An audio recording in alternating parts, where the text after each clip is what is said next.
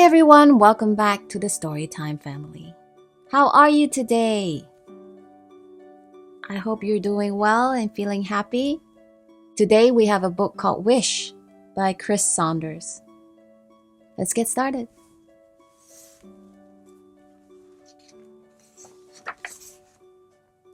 Wish. Wish. Once every year, wishes take flight, filled with hope and twinkling light. They dance in the air with a swirl and a swish. You have to be lucky to be chosen by a wish. Rabbit was amazed as wishes danced and rose.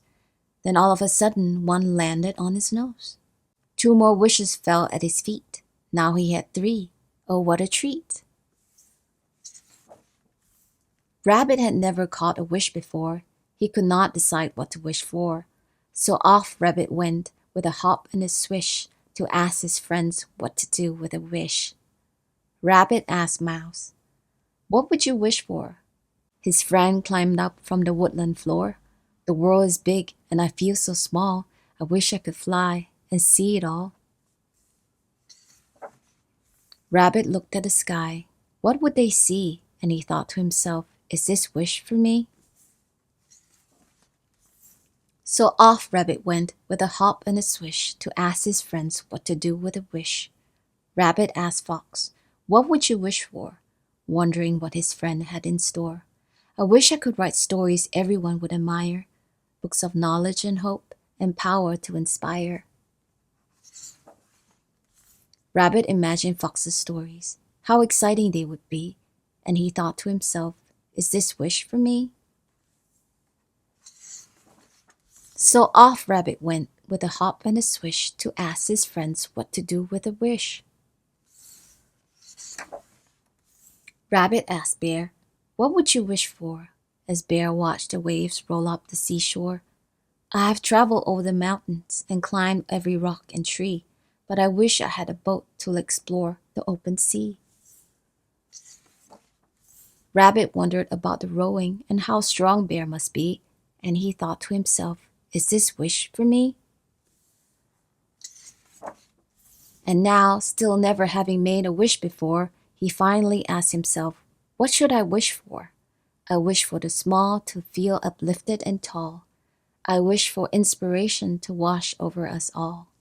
I wish for a world filled with spirit and adventure that we can enjoy and live in together." So Rabbit granted his friends wishes, 1, 2, and 3. Then he suddenly realized there are none left for me.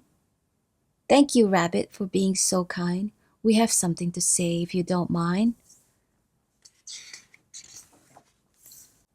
"By noticing me, you help me feel tall, treating me as your equal even though I am small. So if you find yourself lost, forgotten, or alone, just look to the sky and I will guide you home. Thanks to you, I am busy writing, creating amazing stories so wonderfully exciting. I have been inspired by your selfless deed. Please choose a story you wish me to read. I finally have a boat with which I can explore over the horizon beyond the sandy shore. But before I go, there is something you should see. If you have a moment, please come with me."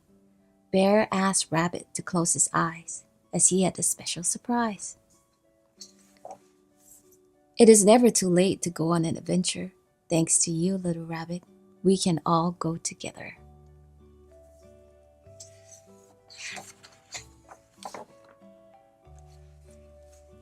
And that was Wish. What's your wish? If you enjoyed this book and would like to own a copy, the links to purchase it are in our description below. Thank you so much for joining us today.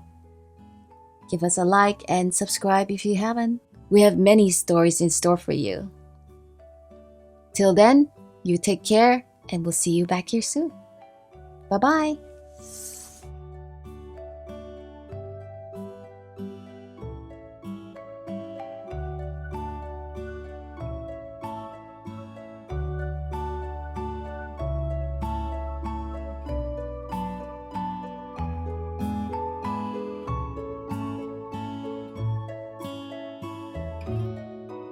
Old Friends.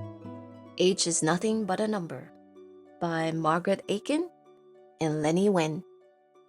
Let's have a look, shall we?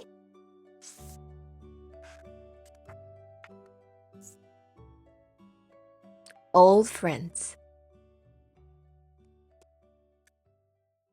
Marjorie loved growing seeds into gardens, knitting cozy creations, and curling up in front of her favorite baking show. If only she could find someone who loved these things too. Someone like Granny. The kids in the neighborhood were great, but none of the other kids get excited about yarn and yarn work the way Marjorie did. Who could Marjorie ask for help if her scones were sunken? Or if her sweet peas got slugs?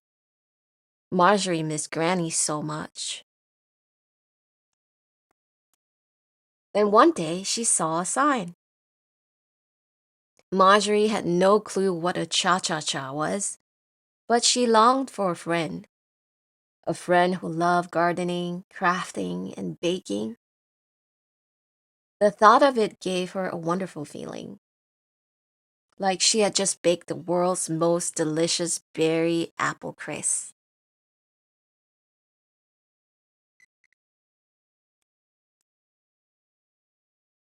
So on Saturday morning, Marjorie packed her knitting needles and headed to the community center.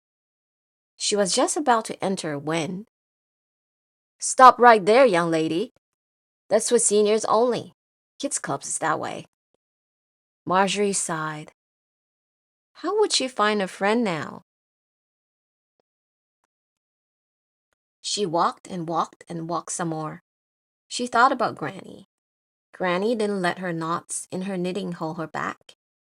If Granny's cake didn't rise, she washed her bowls and started again. Granny didn't give up easily, and neither would she. Marjorie knew just what to do. It was time for a cardigan camouflage.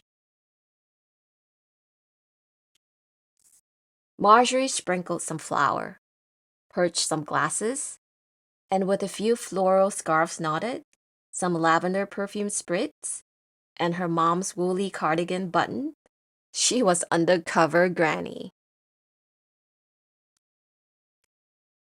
Wearing her disguise, Marjorie sneaked past the receptionist and slowly opened the door. There to welcome her was a friendly smile. "Hi, I'm Arthur." Arthur showed Marjorie around and introduced her to the group. She learned a new knitting stitch from Patrick, gathered the latest gardening tips from Betty, and got a scrumptious new recipe from Jill. Marjorie was having a blast with her new friends until... "It's that time you've been all waiting for. Let's cha-cha-cha." Marjorie slunk down in her chair. Dancing was not for her. She was about to make a quick exit when she got stopped by a samba sidestep. She tried to twist around the table, but got trapped in a tangle. Her breakdancing breakout was a bust, so she'll just have to give the cha-cha-cha a whirl. 1, 2, cha-cha-cha. 3, 4, cha-cha-cha. Soon Marjorie was tapping and twirling so much that she didn't notice the floor puffing, her scarf slipping, and her glasses sliding. Until... oh no! "Wait!" Arthur shouted. "Don't go." "I'm sorry," Marjorie sniffed. "I just wanted to make new friends." "You did," said Arthur. "But I'm just a kid." They both sat down. "Can I tell you a secret?" "On the outside, we may look old, but on the inside, we still feel like kids. Just like you." Everyone agreed. "I hope you share that new knitting pattern," said Patrick. "I'd love to hear more about your roses," said Betty. Jill chimed in. "Can you help us learn some new moves?" "Please stay. they all said. Marjorie smiled. I'll love to. Something told her Granny was smiling too. And so, Marjorie became the youngest member of the Senior Citizen Friends Group until Frank turned up. And that was Old Friends. That was such a sweet story, don't you think? If you'd like to own a copy of this book, the links are in the description below. Thank you so much for stopping by, and if you haven't subscribed, please do so, as we have many more fun stories like this in our lineup. Give us a like if you enjoyed it. We'll see you again back here soon. You take care. Bye-bye.